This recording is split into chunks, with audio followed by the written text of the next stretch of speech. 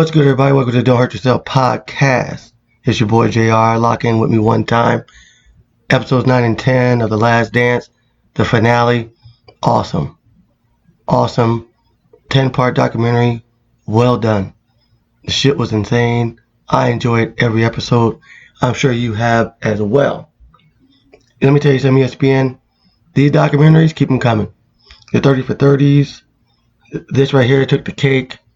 Loved it. And on Wednesday, we get behind the scenes of Game 6 against the Jazz. Game 6, 98 finals. Behind the scenes.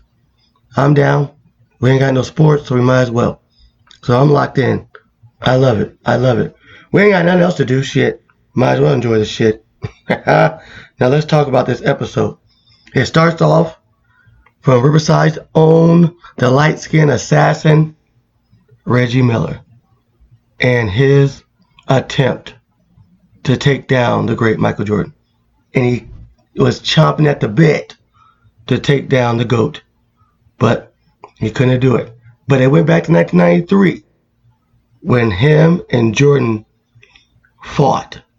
And I'm glad that they started there. And that's where the rivalry began. Because Reggie Miller didn't take no shit. He wasn't scared of Jordan. He was not afraid of Jordan at all. Everybody else was. Reggie Miller was a shit talker from Riverside. A light-skinned, green-eyed assassin from Riverside that did not give a damn. He didn't give a damn if you were Michael Jordan from Chicago or Michael Jordan from Ohio. It did not matter. And in the 1998 NBA Eastern Conference Finals, Reggie Miller gave everything he could. Him, Mark Jackson, Rick Smith, the Davis brothers, Mullen, who else you had? They had a squad. Travis Best, Jalen Rose. They gave them the run for their money for the ages. Just wasn't enough. They had a lead. And they should have closed the game out in 98. They really should have closed the Bulls out. But in Jordan fashion, they always come through in the end. And the Bulls beat Reggie Miller's Pacers. But if you ever get a chance to go back and go watch that series, I'm telling you right now, the Bulls thought they were done. In 1998, Bulls thought they were done. As great as they were, the Pacers had them right where they wanted them. Just couldn't get it done. The last 10 minutes of that game, they blow it. They absolutely blow it. I love the old footage. I love Reggie Miller talking his shit. Reggie Miller talking about the black cat. He never called him Jordan. Jordan busting his ass in the preseason for talking shit to him when he was a rookie. Never did it again. And Jordan never forgot it. And as you see from the documentary, Jordan never forgot a goddamn thing. If you beat him in tiddlywinks, his ass gonna get your ass no matter if you were 16 or if you were 70. Jordan's a petty motherfucker, but I love it. Now let's get to the 1997 finals. Now I want to talk to Byron Russell for a second.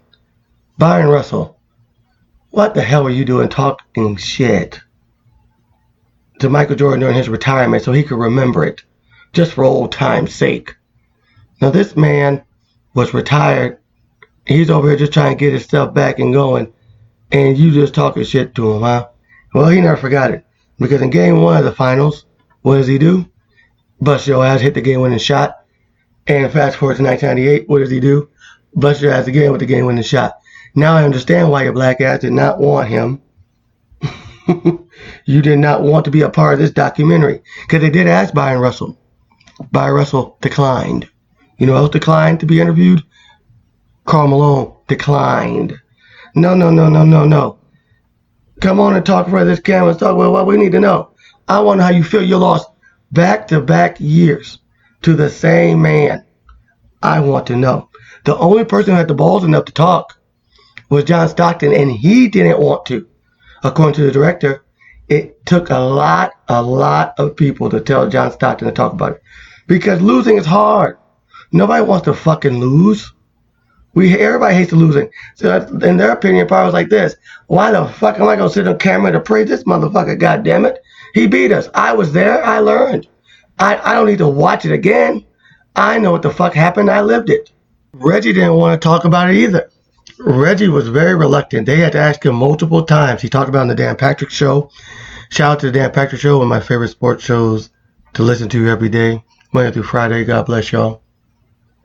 Reggie comes on there every Monday, and he says he did not want to do this damn documentary because he lived it.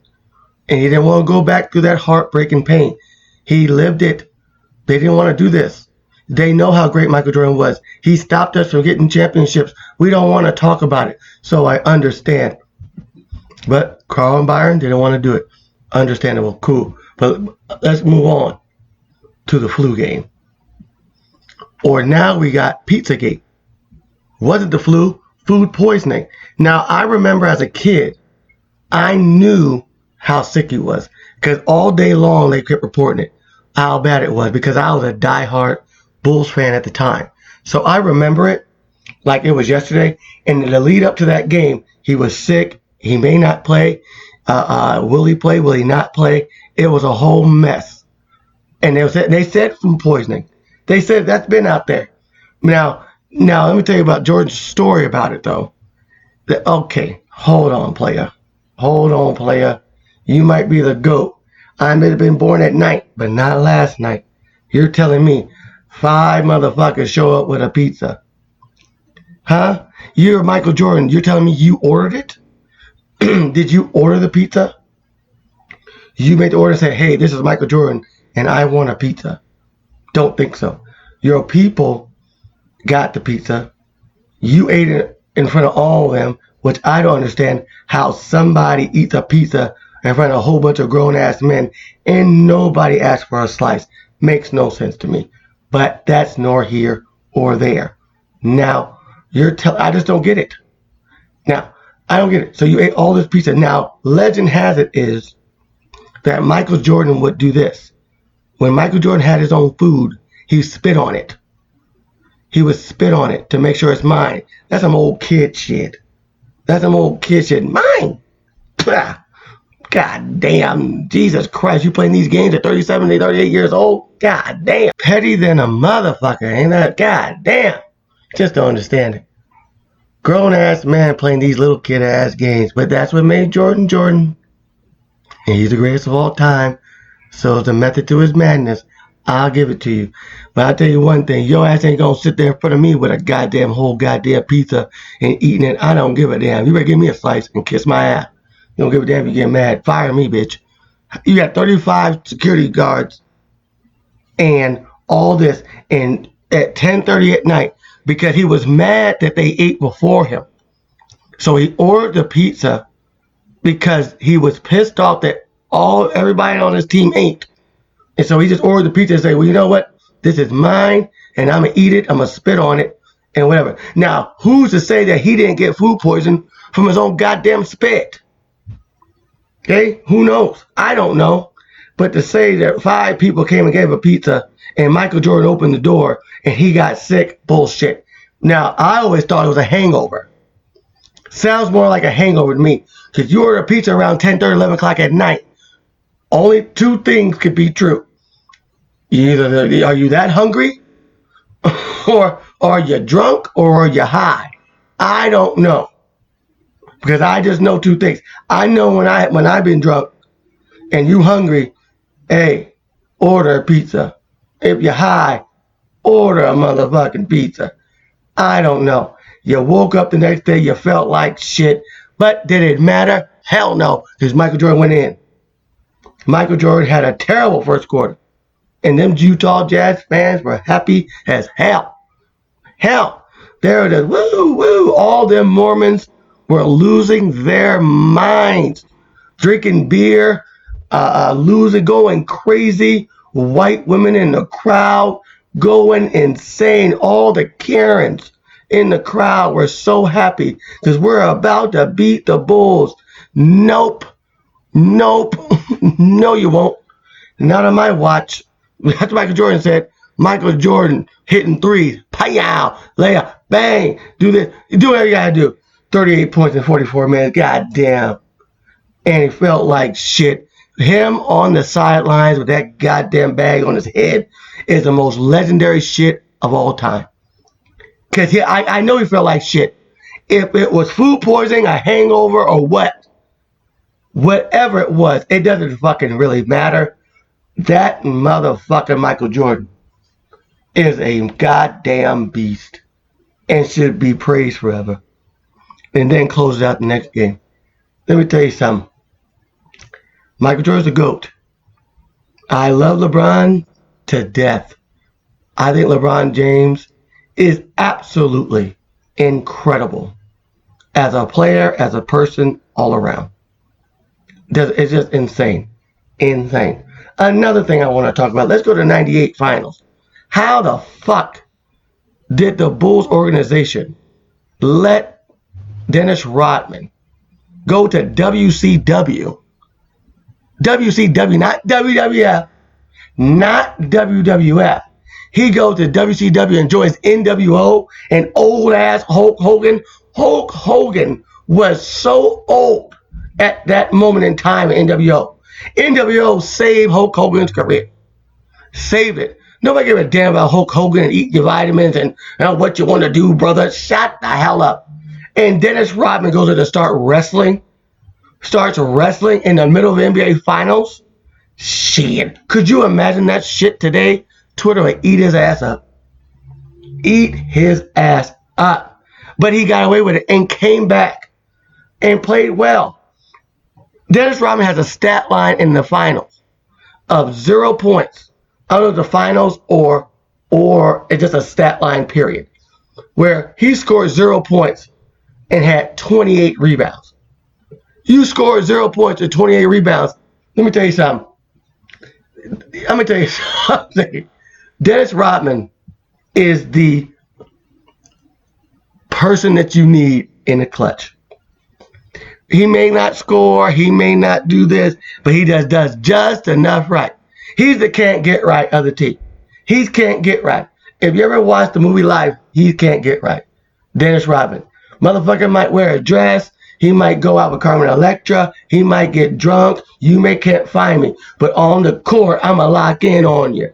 And he did. Because if you watch that final sequence when Jordan stole the ball from Karl Malone, Dennis Rodman's defense on Karl Malone was so fucking good. It's incredible. But just bang. He's right there. Boom. And Jordan, with the presence of mind to go back and fake back and go and get the steal is still insane. For him to break that down and why he did it, let me tell you something, one for the ages. Let me tell you, you kids don't understand how good we had it. If you were born in 86, like I was, we remember Jordan. These kids today that were born in 2000 have no fucking idea who Jordan was, Kobe was. They know LeBron. They don't even know LeBron. No, that's not true. They grew up with LeBron. They grew up with LeBron. So I'll give them that. But they don't understand how good we had all the good games. Oh, come on. Come on, man, please. Now, you know what? We could break this shit down another day. I'm just saying. But that flu game was amazing. Jordan 98 finals, hitting the shot of the ages, and I love it. I love that shot. I love it. It's one of my favorite things I've ever seen in my entire life because I knew as a child it was over. I knew as a kid it was over. I knew it. Because to build up the whole season, I watched the entire year WGN Chicago stand up. Hell, I'm not bullshitting. They had every goddamn game on TV. You could never miss a Bulls game. If you had cable and you had WGN, you were watching every fucking Bulls game. Every Bulls game. And leading up to it, you knew it was coming to an end. You knew it, and you knew it, and you knew it. When Jordan hit that shot, I broke down in tears. When Jordan pushed Brian Russell out the goddamn way, was the push, doesn't fucking matter. They didn't call them punk-ass calls back then, folks. It was real basketball. Okay? There was no ticky-tack fouls. You had to hit somebody in the fucking mouth and make their head fall off to get a call. Reggie Miller fought Michael Jordan in 1993, and Michael Jordan jumped in his face. They fought together. You know who got kicked out the game? Was it Michael Jordan? Hell no. It was Reggie Miller in his own damn stadium. How? Because Jordan was the goddamn man. And when he hit that goddamn shot, I knew that was the last time I'll see him in a Bulls uniform. Now, when he got to the Wizards, there's a whole other story. We won't get that chapter. We didn't get no chapter 11. We're going to hear them stories of when Jordan was 40,000 years old, making layups on fast breaks. And that was a sad time. Very sad time. When I saw Michael Jordan at 40 years old, it was like watching Superman who can't fly no more. And he won a fast break. I was like, dunk it. That motherfucker said, layup. I said, God damn it. It was like watching Superman without his cape. God damn, dog. But it's all good. All good. Now, let's talk about something serious. Steve Kerr's plot twist right here.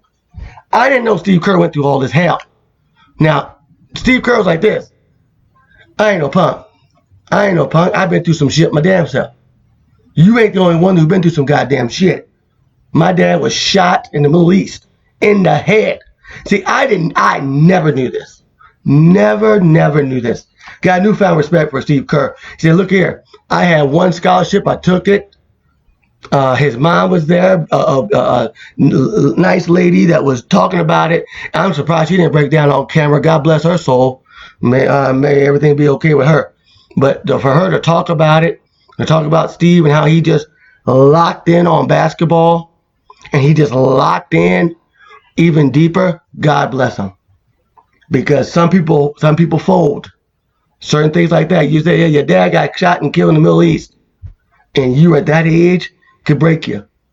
He said, you know, I'm just going to dig a little deeper. I'm going to dig a little deeper and a little deeper. And he did. Went to Arizona, made it to the league. And for him to get to that moment in 97, to hit that shot, to see that. And I love that they asked him, did you enjoy and talk about your dads? No. But it's funny how life is. Comes full circle. You needed me. Now, you punched me in practice, but you needed me to hit the shot in 97. Come back full circle. 98 Eastern Conference Finals. You need me again to hit the shot to get us back in the game. And it comes back full circle. So our stories are similar. Now, I may not be you. That's me. This is me talking as I'm Steve Kerr. I may not be Michael Jordan. But in my mind, I fought just as hard to get here as you did. So you're going to respect me. You're going to respect me. Let me tell you something. And the only person to ever four-peat on that 98 team, Steve Kerr. Not Jordan, not Pippen, not Rodman. The next year, Kerr went to the Spurs, and he won another championship. He's the only person on that whole crew to four-peat. Fun fact. Put that in your trivia. Put that in your knowledge. Right there, folks. Hey, you learn something new every fucking day. Excuse me for the F-bombs. That's just my favorite word. I like motherfucker. Motherfucker is my favorite word. Just something that I do. Another little thing right here. You know, the Jordan's security guard becoming a father figure, which is understandable why he always hung with older people. His dad was shot and killed. He needed somebody to lean on, and to see that vulnerable side of him, that, you know, he wasn't invincible. He was normal just like us. He needed a shoulder to cry on, somebody to talk to, you know, just normal shit. Everybody getting through this life every day, just all they superpowers. Like, ain't nobody that goddamn strong in the world. I don't give a damn who the hell they are. Even Michael Jordan, Superman. Doesn't matter, Batman either. I'm just saying to you, to see that side of him, he was that close to his wife, Gus's wife. Gus has passed away. That was a beautiful thing. Kind words that they said to each other. I really appreciate that. It was a nice scene. I like that because we don't ever see that sign from the people that we really care about in the sports world. When you're a mega fan of somebody, and they never show you that other side. They never show you that other side. It's kind of like with Kobe. You know, may he rest in peace. You know, we finally started to see Kobe as he retired become somebody who could look like, hey, I understand the madness now. I understand him now. He let us in. Kobe started to let us in a lot more when he started doing the directing. He started to talk a little bit more. He was a little bit more vocal. You finally saw another side that you did not see. And the same thing with Jordan when he talked about Gus, his security guard, that he was that close to him. You know, and that was a good thing. Moving on to my last part that I want to talk about. What if they never broke up? What if in 98 they ran it back? In 98, and they say after they won the chip, they run it back one more time and play 99. They win 1999. We got to understand, that was a lockout year. There was only 50 fucking games. Now, I'm going to break it down like this. If the Bulls were back together for one more year at least, let's say 2. We'll go to 2 in a minute, and we'll get to the mega matchup, and you know where I'm going in 2000. Okay, so Bulls come back full intact. They come back. So you got Jordan, Scotty, Rodman, one more year, Phil Jackson. Okay, wherever the team was else is made up, whatever, whoever comes back. You telling me they're not beating the Knicks in the Eastern Conference Finals to play Houston? No, excuse me, my bad. Ooh, got it slipped up. You're telling me they're not going to beat the Spurs? You're telling me that the Knicks will stop the Bulls in 1999 with that team? Hell no. You're telling me the Bulls would not beat the Spurs with a young Tim Duncan and David Robinson's old ass? Bulls win that in 6, 7 tops. The Bulls win that. 2000, this is where it gets tricky. Bulls come back for another year. Jordan, Scotty, Rodman. They still got Kukoc. Who's the coach? Because in 2000, who was the coach of the Lakers? Phil Jackson. Who was the coach of the Bulls? Phil Jackson. So who's coaching? If it's Del Harris versus Phil Jackson, Bulls are beating the shit out the Lakers in 2000. Period. I'm putting Rodman on Shaq, and I don't give a damn. I'll let Shaq get 40 points a game. But I'll tell you one thing, I'm going to do just like the Bulls did. I'm going to do just like the Pistons did in the 04 finals. Do your thing, Shaq. You get yours, but who's not going to beat us? Kobe. It's been a fascinating series to watch. I'm going to tell you right now, Bulls at their peak, Bulls in 2000, Jordan would have been like 39? No, somewhere around there. Scotty was a little younger. But I'll tell you right now, give me the Bulls. 7-game series, 2000 Bulls, full intact, against the 2000 Lakers with Shaq and Kobe. I'm taking the Bulls. It might go 7, but hey, Jordan wasn't going to lose. I'm putting my money all on MJ. But we'll never know. We'll never get it. To watch Jordan say that he wanted the 7th chip, he would have came back and Phil would have said so. He would have brought back Scotty. Deceit in his eye, you could tell it fucks with him to this day, that he really wanted that 7th chip. And this fucking goddamn owner of his would not shell out the money, and his little fucking penguin general manager, Jerry Krause, wouldn't give it to him, and they fucking screwed it all up. I think, it doesn't make no sense. How the fuck you're an owner of this great franchise and just fuck it up? You just fucked it all up. To go back, to blow it up, to go to be bullshit. What has the Bulls won since Jordan left? Not a damn thing. And you deserve it. And you won't do right till you do right by MJ. And Derrick Rose. This has been the Don't Hurt Yourself podcast. Like, comment, subscribe. I hope you enjoy. I'm sorry for my raspy ass voice. My voice has been tripping lately. But like, comment, subscribe. Like I said, more videos to come. And stay safe out there. God bless and keep you. I'll be back next time.